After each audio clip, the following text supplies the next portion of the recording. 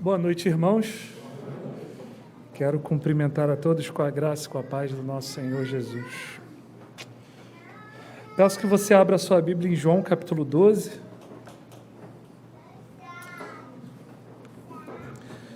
João capítulo 12. Nessa Bíblia que está na sua frente aí, está na página 1545.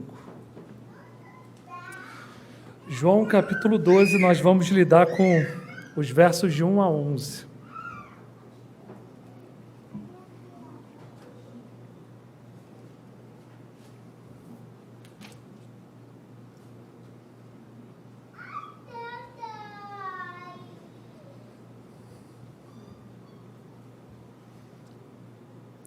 Acompanhe com atenção, com fé, com expectativa a leitura da palavra de Deus. 6 dias antes da Páscoa, Jesus foi para Betânia, onde estava Lázaro, a quem ele tinha ressuscitado dentre os mortos. Prepararam-lhe ali uma ceia. Marta servia e Lázaro era um dos que estavam à mesa com Jesus. Então Maria, pegando um frasco de perfume de nardo puro, muito precioso, ungiu os pés de Jesus e os enxugou com seus cabelos. E toda a casa se encheu com o cheiro do perfume. Mas Judas Iscariotes, um dos seus discípulos, aquele que estava para trair Jesus, disse: por que este perfume não foi vendido por 300 denários e o valor não foi dado aos pobres? Ele disse isso não porque se preocupava com os pobres, mas porque era ladrão, e tendo a bolsa do dinheiro, tirava o que era colocado nela. Mas Jesus disse: deixe-a, que ela guarde isto para o dia do meu sepultamento, porque os pobres estão sempre com vocês, mas a mim vocês nem sempre terão.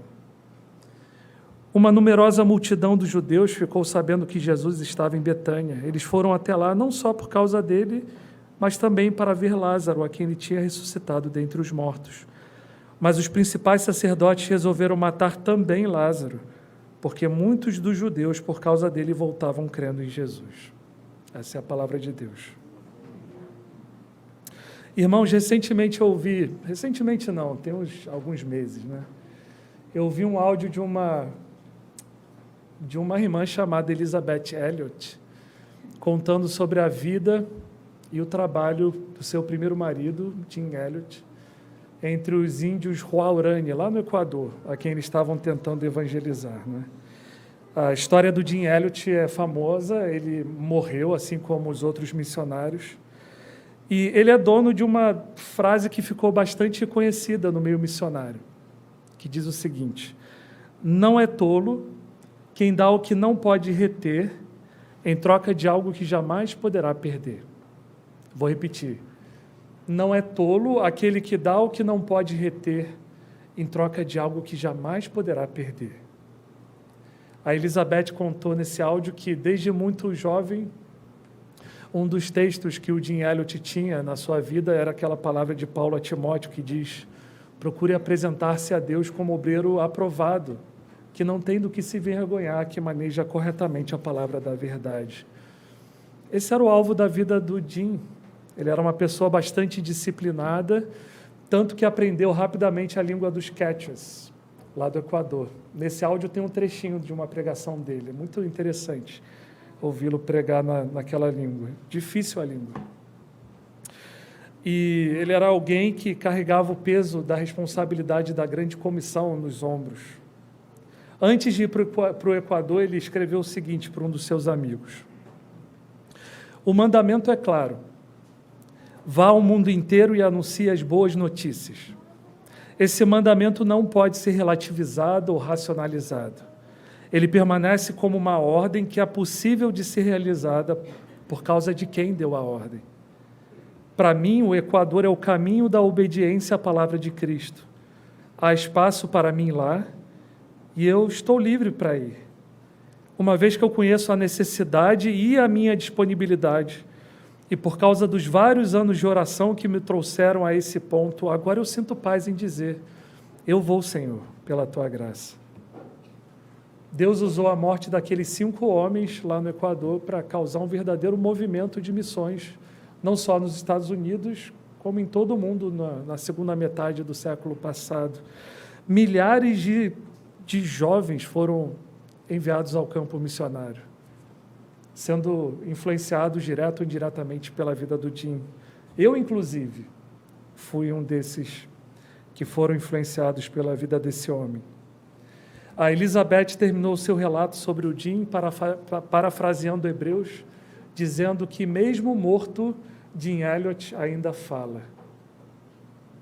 Irmãos, quando nós ouvimos esses relatos desses gigantes da fé, pessoas que se deram assim por causa de Jesus, qual é a nossa tendência, hein? Será que a gente imagina que tem um tipo especial de cristão assim? E que a gente é mais do tipo normal mesmo? Ah, são eles, né, os gigantes da fé. Eu sou mais desse tipo normal mesmo. Mas será que existe tipo especial de cristão, hein? Não, meus irmãos, coisa nenhuma. A gente vai ver hoje na nossa passagem que esse tipo de comprometimento e entrega ao Senhor é o que se espera de cada cristão. O Jim Elliot não fez nada de extraordinário, não. Hoje nós veremos aqui nessa história o que significa seguir Jesus na prática. E nós vamos aprender 3 coisas a respeito disso. Primeira coisa, nós vamos ver que para seguir Jesus, nós precisamos estar absolutamente comprometidos com Ele. Segundo, para seguir Jesus, nós precisamos nos entregar totalmente a Ele. E em terceiro lugar, nós vamos ver que para seguir Jesus, nós precisamos primeiro ver o que Ele fez por nós. Ok? Essa é a mensagem de hoje, o nosso roteiro aqui nessa noite. Então, o primeiro ponto, para seguir Jesus, nós precisamos nos comprometer absolutamente com Ele. Vamos dar um passo atrás e ver o que está acontecendo aqui na nossa história. Aqui no capítulo 12, nós estamos no auge da popularidade de Jesus. Se você voltar uma página aí, 1544 na sua Bíblia, o capítulo 11, você vai ver que é lá que acontece a ressurreição de Lázaro, que inclusive foi citada 2 vezes aqui no nosso texto, reparou? Lázaro, a quem ele ressuscitara dentre os mortos. Foi um milagre extremamente notável de Jesus. Até hoje, se eu não me engano, eu ouvi falar que quando você vai em Betânia hoje, está lá essa referência a esse milagre de Jesus. Aqui foi onde morou Lázaro, a quem Jesus ressuscitou dentre os mortos. Foi um milagre impressionante, inegável. Nem os fariseus tentaram negar, não dava. Lázaro estava morto havia 4 dias. As pessoas viram aquilo, as pessoas sentiram o cheiro daquilo. Muitos dos judeus que presenciaram esse sinal que Jesus realizou, creram em Jesus. Mas outros foram lá para os fariseus denunciá-lo. Olha, Jesus acabou de ressuscitar um morto, tá muita gente crendo nele. Assim que eles sabem disso, o Sinédrio então é convocado, e ali eles decidem matar abertamente Jesus. Temos que parar esse homem, olha só o que ele está fazendo, daqui a pouco todo mundo vai segui-lo. Quando Jesus sabe disso, ele não mais aparece publicamente entre os judeus, ele se retira para uma região próxima ao deserto, para uma cidade chamada Efraim, e fica lá com os discípulos. E nesse meio tempo, a fama dele continua correndo solta. Jerusalém já está lotada de gente, por causa da Páscoa. Você reparou que são 6 dias antes da Páscoa. Tem um monte de gente em Jerusalém. E essa multidão só fala numa coisa. Cadê Jesus? Será que ele vem? Cadê ele? Onde é que Jesus está? Eu quero conhecê-lo. Irmãos, Jesus está extremamente conhecido aqui. E olha só, o capítulo 11, repara só, o capítulo 11 termina dizendo o seguinte, olha só, versículo 57 do capítulo 11. Ora, os principais sacerdotes e os fariseus haviam ordenado que se alguém soubesse onde ele estava, o denunciasse, para que pudessem prendê-lo.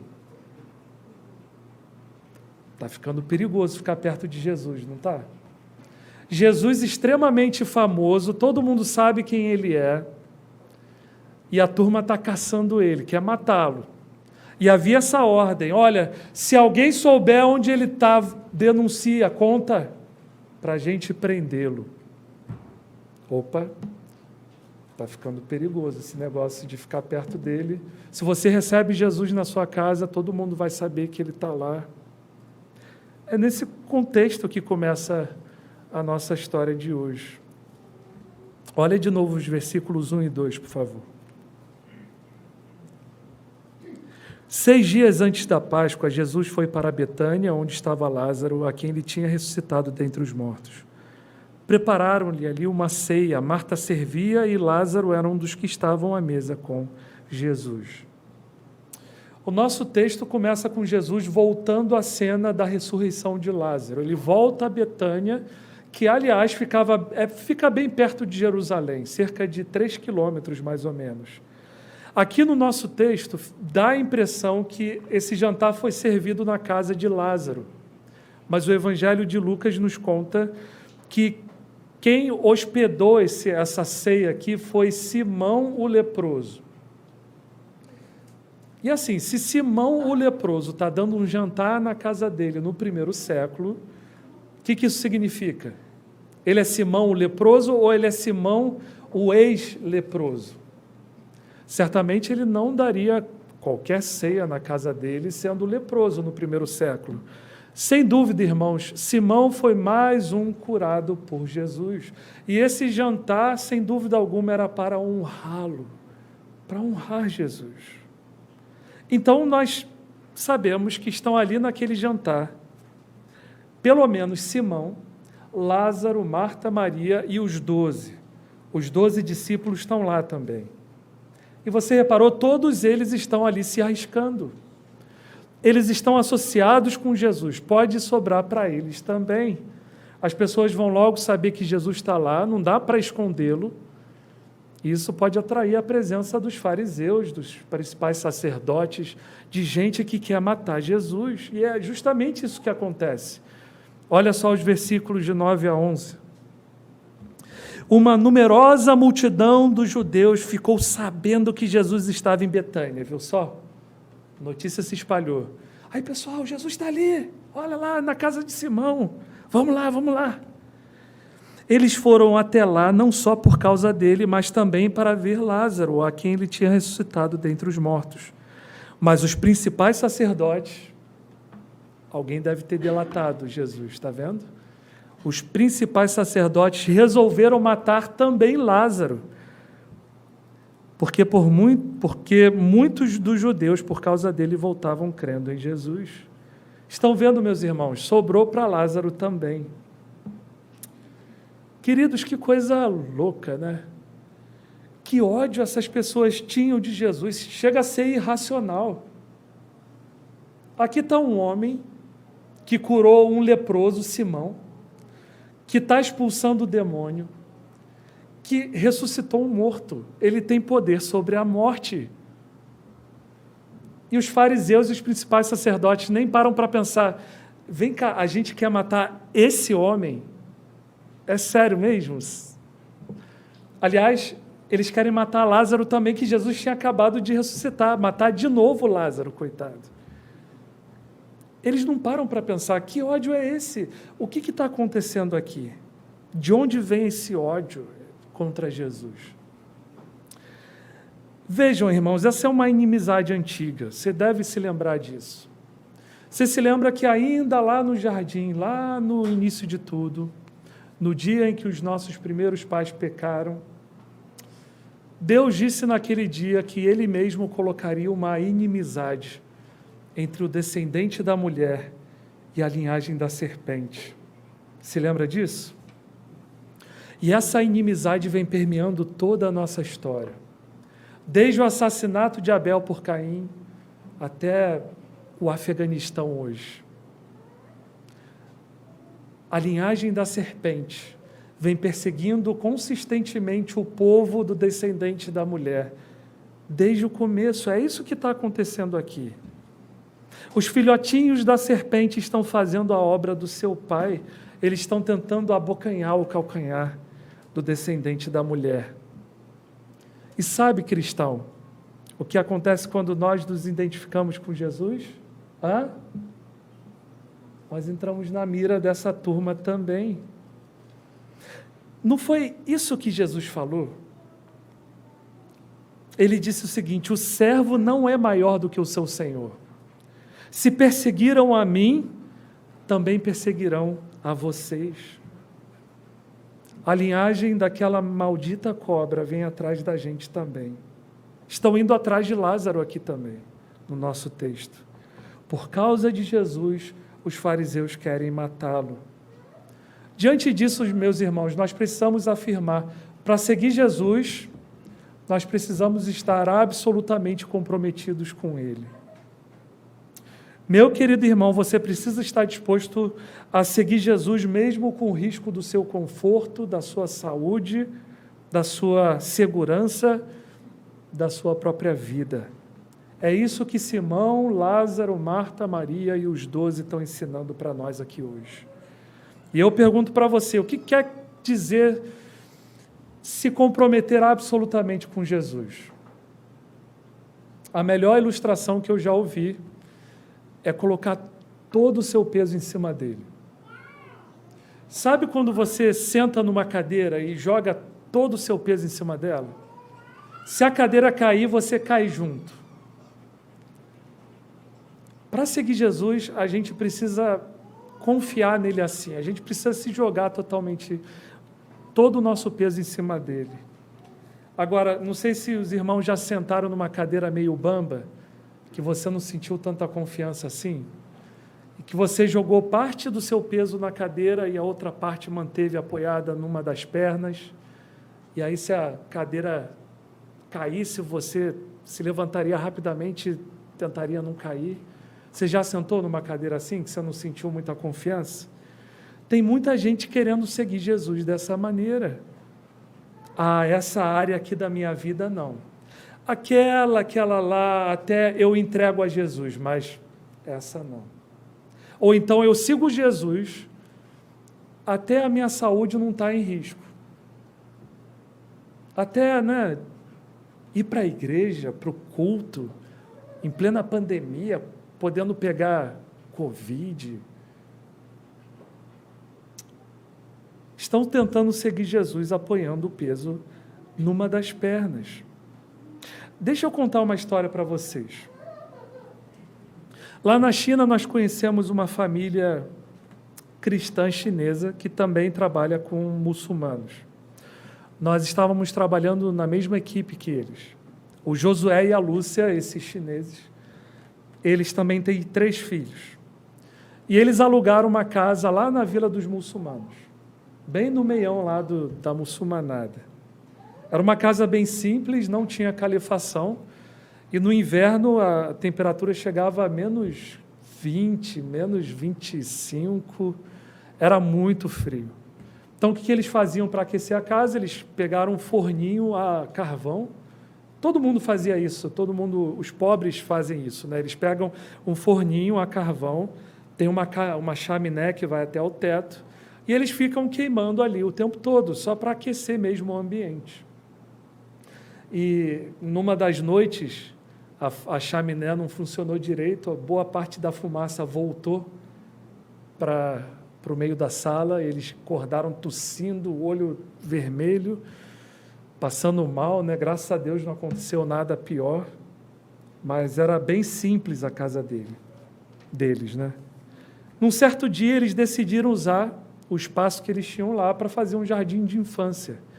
Seria essa a estratégia deles para conhecer famílias muçulmanas. As crianças viriam, eles teriam a oportunidade de conhecer os pais, os avós e fazer relacionamento. E deu certo. Logo, eles já estavam com 9 crianças muçulmanas lá no jardim de infância deles. Mas como vocês podem imaginar, no meio do inverno, um monte de criança junto, o que tem? Tem virose. E aí, um filho ficava doente, passava mal, aquela semana difícil, aí ele melhorava, o outro pegava. Aquela semana difícil, passando mal, leva no hospital, melhorava, o outro pegava. E assim, um ciclo sem fim. Até que o filho mais velho dele pegou cachumba, se eu não me engano. Ele ficou muito mal. E no caso dele, evoluiu para uma encefalite. Ele ficou muito mal, ele teve que ficar internado no hospital durante algumas semanas. E o José e a Lúcia ficaram bastante preocupados com ele. Então o Josué procurou o líder da equipe e falou: olha, eu estou muito preocupado com meu filho, eu estou achando melhor a gente procurar um apartamento fora da vila. A gente vai continuar com aquele espaço lá como jardim de infância, mas a gente vai morar fora, num apartamento com uma estrutura um pouco melhor. E aí o líder falou com ele: olha, Josué, isso é uma decisão sua, eu vou apoiar você, independente de qual for. Mas considera o seguinte: eu sou estrangeiro, eu não posso morar lá. Eu queria muito morar lá no meio dos muçulmanos. Queria muito, mas eu não posso. Você está lá, no meio deles, 24 horas por dia. Tem uma luz brilhando lá no meio deles. Vocês estão salgando aquela comunidade. Considera isso, ora sobre isso. Deixe que a glória de Deus pese mais na sua decisão do que a segurança da sua família.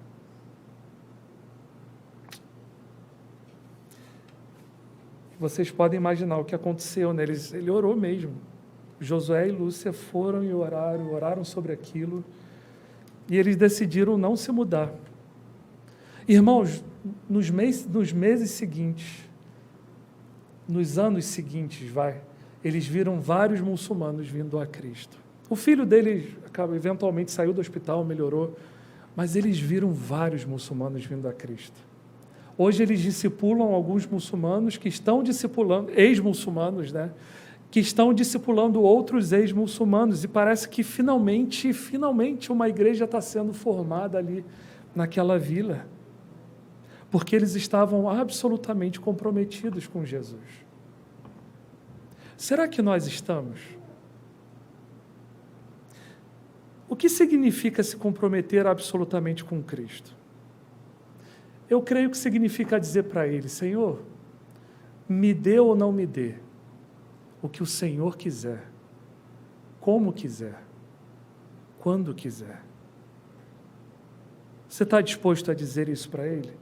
Você já colocou todo o seu peso em cima dele?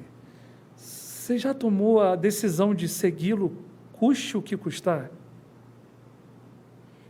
Esse foi o nosso primeiro ponto. E o que nós vamos ver agora nesse segundo ponto é que, para seguir Jesus, nós precisamos nos entregar totalmente a Ele. Olha, por favor, os versículos de 3 a 8. Então Maria, pegando um frasco de perfume de nardo puro muito precioso, ungiu os pés de Jesus e os enxugou com os seus cabelos. E toda a casa se encheu com o cheiro do perfume. Mas Judas Iscariotes, um dos seus discípulos, aquele que estava para trair Jesus, disse: por que este perfume não foi vendido por 300 denários e o valor não foi dado aos pobres? Ele disse isso não porque se preocupava com os pobres, mas porque era ladrão. E tendo a bolsa do dinheiro, tirava o que era colocado nela.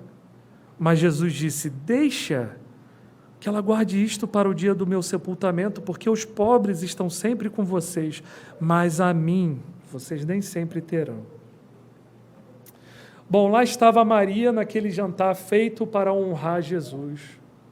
Ela está se arriscando ali, ela está se identificando com o seu mestre, que está sendo caçado pelos fariseus, pelos principais sacerdotes. Mas para ela isso não é o bastante, não é o suficiente.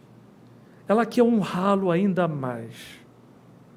Então Maria vai, cheia de amor, ela pega o que provavelmente era o seu objeto mais valioso e literalmente derrama tudo aos pés de Jesus.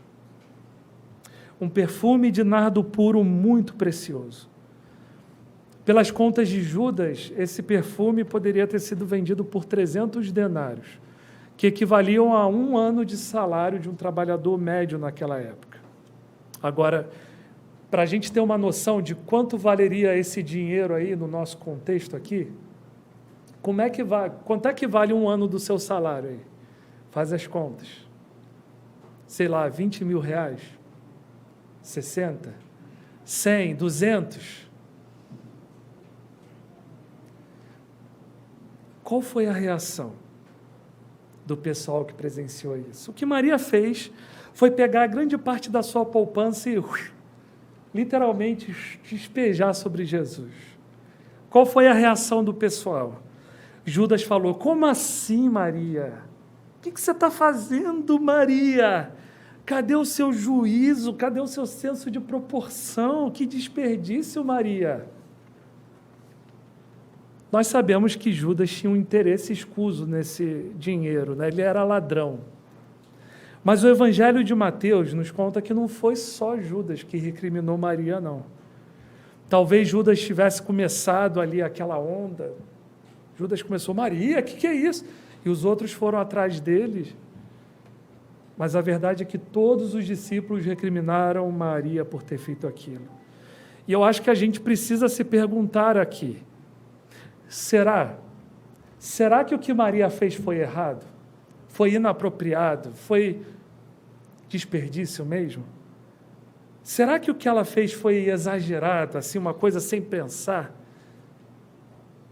Qual foi a reação de Jesus? Olha o versículo 7.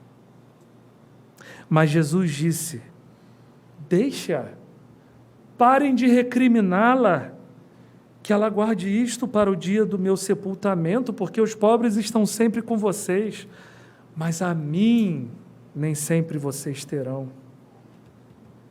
Irmãos, o que Jesus está dizendo aqui é que o que Maria fez foi perfeitamente apropriado. Ele é digno de receber essa honraria.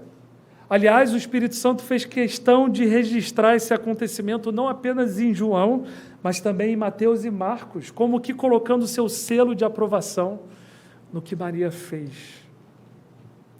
Isso não deveria ter espantado os discípulos de forma alguma. É o que se espera de todo cristão. Aliás, Jesus mesmo já tinha contado a eles uma parábola que fala justamente sobre isso. Está lá em Mateus 13, diz o seguinte: o reino dos céus é semelhante a um tesouro escondido no campo, que um homem achou e escondeu. Então, transbordante de alegria, vai, vende tudo o que tem e compra aquele campo. O reino dos céus é também semelhante a um homem que negocia e procura boas pérolas. Quando encontrou uma pérola de grande valor, ele foi e vendeu tudo o que tinha e a comprou. Comprou a pérola. Você imagina o homem dessa parábola, olhando aquela pérola, ele acha a pérola e... o quê? Essa pérola pode ser minha? E tudo que eu tenho que fazer é vender tudo que eu tenho? Onde é que eu assino? É fácil entender essa atitude dele, né? Quando ele vê aquela pérola que vale mais do que o mundo inteiro, vale infinitamente mais do que tudo que ele tem, é fácil entender a atitude dele. É fácil entender a atitude do Jim Elliot, que se entregou de forma radical ao Senhor, mesma atitude do Josué e da Lúcia, mesma atitude de Maria, que discerniu o valor da pérola que estava bem diante dela. Se Maria estivesse viva hoje aqui entre nós, ela poderia muito bem cantar um hino que nós cantamos. Tudo, ó Cristo, a Ti entrego. Corpo e alma eis aqui. Este mundo mal renego, ó Jesus, me aceita a mim. Tudo, ó Cristo, a Ti entrego, eu quero ser somente Teu. Tão submisso à Tua vontade como os anjos lá no céu.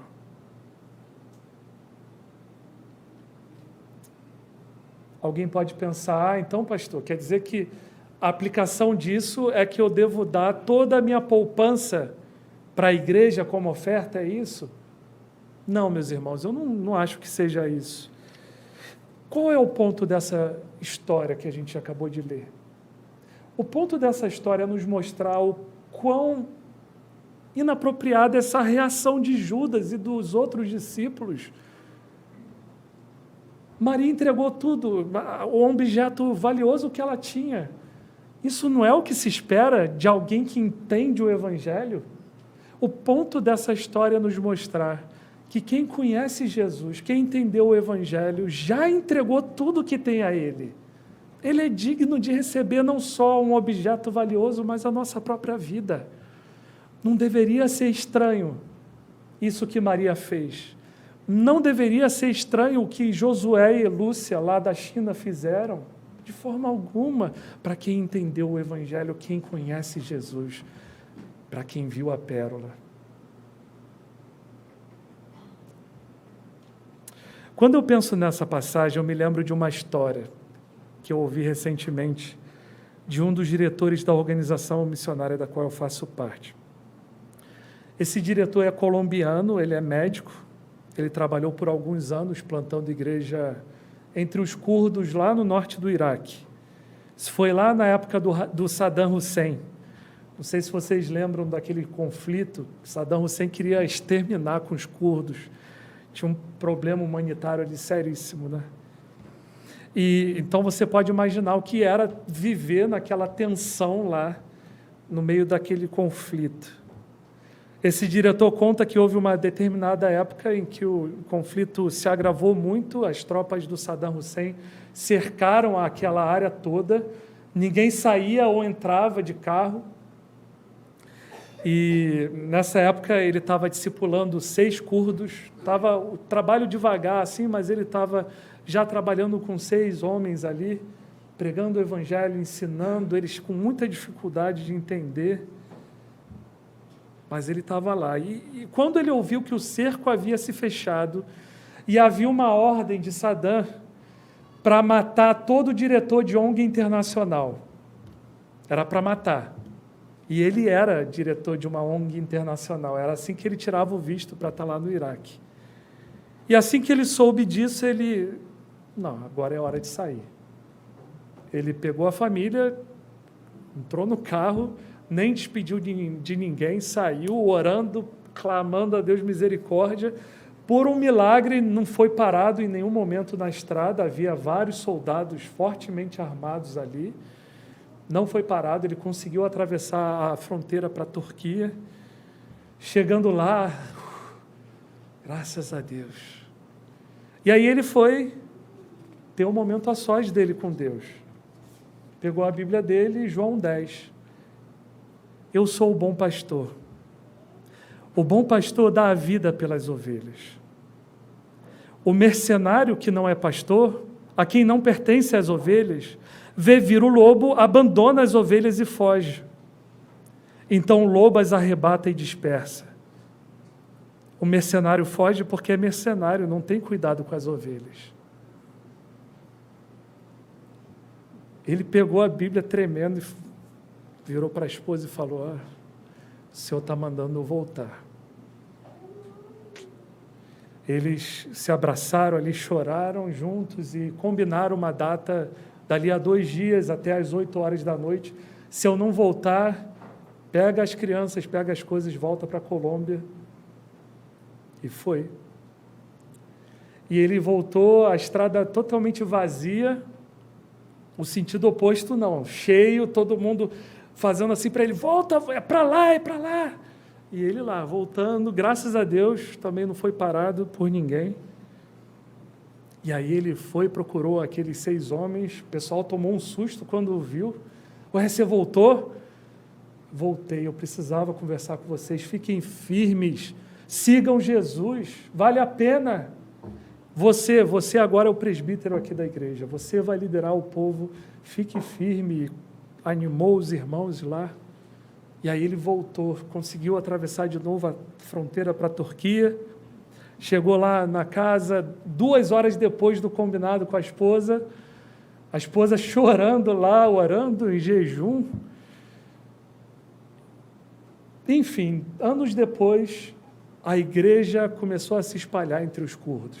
Aqueles 6 homens finalmente entenderam o Evangelho, eles começaram a pregar e a igreja se espalhou. E aí esse diretor entrou em contato com aquele que ele ordenou como presbítero lá, E ele falou, o que aconteceu? Vocês, até a minha saída, vocês não estavam entendendo direito. Como é que foi isso? Como é que caiu a ficha de vocês? E ele falou, quando a gente viu você voltando. Até então, a gente estava entendendo o que você falava, mas quando a gente viu você voltando, a gente entendeu que esse negócio de Jesus é verdade.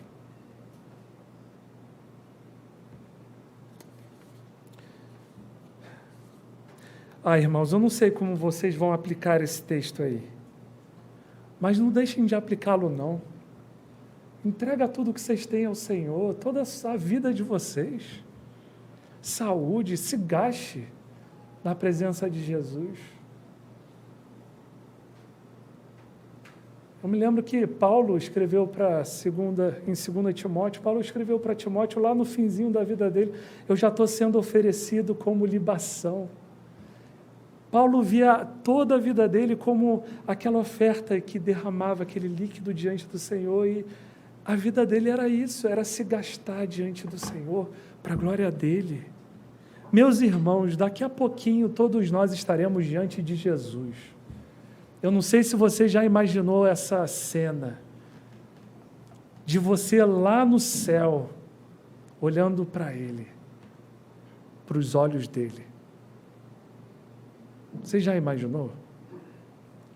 Meus irmãos, quando isso acontecer, nenhum de nós vai pensar, puxa, poderia ter aproveitado mais lá embaixo. Poderia ter feito essa ou aquela viagem. Você não vai pensar isso, irmão, irmã. Todos nós aqui vamos pensar, puxa, como eu queria ter mais o que oferecer para Ele agora. Vai acontecer assim. Os 20, 40, 60, 80 anos que você tem pela frente vão passar assim. Passou. Invista toda a vida de vocês para a glória dele. Entreguem-se totalmente a Ele. Esse foi o nosso segundo ponto. Agora, o que nós vamos ver agora no nosso terceiro e último ponto é que, para seguir Jesus, primeiro, nós precisamos ver o que Ele fez por nós. Antes de ir e vender tudo que você tem, você precisa ver a pérola. Essa é a grande pérola, meus irmãos, versículo 7. Mas Jesus disse, deixa que ela guarde isto para o dia do meu sepultamento. No Evangelho de João, onde quer que Jesus fale da sua hora, do seu tempo, ele está se referindo à cruz, à sua morte, à sua ressurreição e à sua exaltação. Mas até o capítulo 11, sempre que ele fala da sua hora, do seu tempo, ele aponta para o futuro. Olha, a minha hora ainda não chegou. O meu tempo ainda não está cumprido. E assim por diante. Lembra de como ele fala com a mulher samaritana no capítulo 4? Vem a hora, e já chegou. Ou seja, está quase, mas ainda não. Vem a hora. Mas aqui no capítulo 12 acontece uma virada. Jesus começa a falar da sua morte como sendo algo ali, diante dele. Se você continuar lendo, você vai ver que na entrada em Jerusalém, quando ele vê gregos, alguns homens gregos procurando ele, ele fala, chegou a hora. Ele sabe muito bem que daqui a pouquinho, daqui a poucos dias, ele vai ser preso no Monte das Oliveiras e morto no Monte do Calvário. Ele vai encarar a ira de Deus no nosso lugar. Ele vai receber a punição que nós merecíamos. Irmãos, vamos nos lembrar que cuspiram no rosto de Jesus. O Rei da Glória foi cuspido. Deram-lhe tapas, bofetadas. Uma coroa de espinhos foi colocada e forçada sobre a sua cabeça. Depois as suas roupas foram tiradas, um manto escarlate, só para zombaria mesmo, foi colocado em cima dele. Colocaram um caniço na sua mão direita e zombavam dele. aqueles gentios, soldados romanos, se ajoelharam, tiveram a ousadia de se ajoelhar diante do Rei da Glória, falando, salve Rei dos Judeus, e batiam nele, cuspiam nele, tiraram um caniço da mão dele, davam-lhe na cabeça, forçando ainda mais a coroa de espinhos. Ele foi açoitado e finalmente cravado naquela cruz. Depois de morto, sua carne ainda foi transpassada. Tudo isso, irmão, Jesus enfrentou sob a ocultação do semblante do Pai, enquanto ele recebia toda a punição de todos os pecados, de todos os eleitos, de todas as épocas e de todos os lugares, até a última gota. Deus meu, por que me abandonaste? Jesus clamou na cruz às 3 horas da tarde. Esse grito certamente ficou gravado no coração dos discípulos. Mateus e Marcos fizeram questão de registrá-lo na Bíblia, em aramaico, que era como as pessoas falavam. Jesus falava em aramaico. Certamente ele gritou em aramaico ali na cruz. Eli, Eli, lema sabachthani. Às 3 horas da tarde. Por que tantos detalhes assim? Irmãos, não saiu da mente, do coração dos discípulos que presenciaram a crucificação. Eles nunca esqueceram a cena do seu Senhor se entregando por eles. Quando Jesus soube que aquela medida da punição pelos nossos pecados havia sido completamente satisfeita, ele exclamou, está consumado. De uma vez por todas, está consumado. Essa é a grande pérola, meus irmãos. Meus irmãos, nós falamos hoje da nossa necessidade de comprometimento absoluto com Cristo. Olha só o que Ele fez por nós. Olha a extensão do comprometimento de Jesus com seus discípulos. João escreveu, sabendo Jesus que era chegada a sua hora de passar deste mundo para o Pai, tendo amado os seus que estavam no mundo, amou-os até o fim. O que é isso, senão um comprometimento absoluto? Nós falamos hoje de nos entregarmos totalmente a Jesus, mas olha a entrega que Ele fez por nós, meus irmãos. Falando às multidões, Jesus disse, ninguém tira a minha vida, pelo contrário, eu espontaneamente a dou. Quando os guardas vieram prendê-lo no Monte das Oliveiras, Pedro sacou aquela espada, tentando fazer alguma coisa com ela, sendo pescador. Jesus disse, Pedro, guarda a espada, Pedro. Você não sabe, eu poderia pedir agora, e o Pai me mandaria mais de 12 legiões de anjos. Bastaria eu fazer assim, estava todo mundo morto aqui no chão, Pedro. Pedro, eu vou beber o cálice do meu Pai, eu estou dando a minha vida por vocês. Meu irmão, minha irmã, como nós queremos nos relacionar com Jesus, que se entregou assim por nós, sem nos comprometer absolutamente com Ele, sem nos entregar totalmente a Ele. Não faz o menor sentido, irmãos. Paulo escreveu em 2 Coríntios 5, pois o amor de Cristo nos constrange, julgando nós isto. Um morreu por todos, logo, todos morreram. Ele morreu por todos para que os que vivem não vivam mais para si mesmos, mas para aquele que por eles morreu e ressuscitou. Como diz o hino antigo, amor tão maravilhoso, amor tão divino, demanda a minha alma, minha vida, meu tudo. Entregue-se totalmente a Ele, meu irmão. Você é apenas um mordomo das coisas que você tem, do seu dinheiro, da sua casa, do seu carro, seja lá o que for, da sua família, você está apenas administrando. Se você é cristão mesmo, tudo que você tem já é de Jesus. Vamos orar, meus irmãos.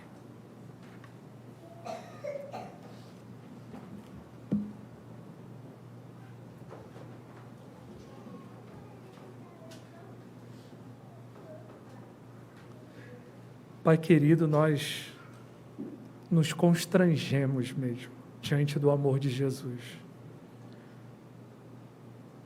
O eterno Filho de Deus encarnado, levando sobre si a minha mentira, o meu egoísmo, a minha preguiça, a minha inveja,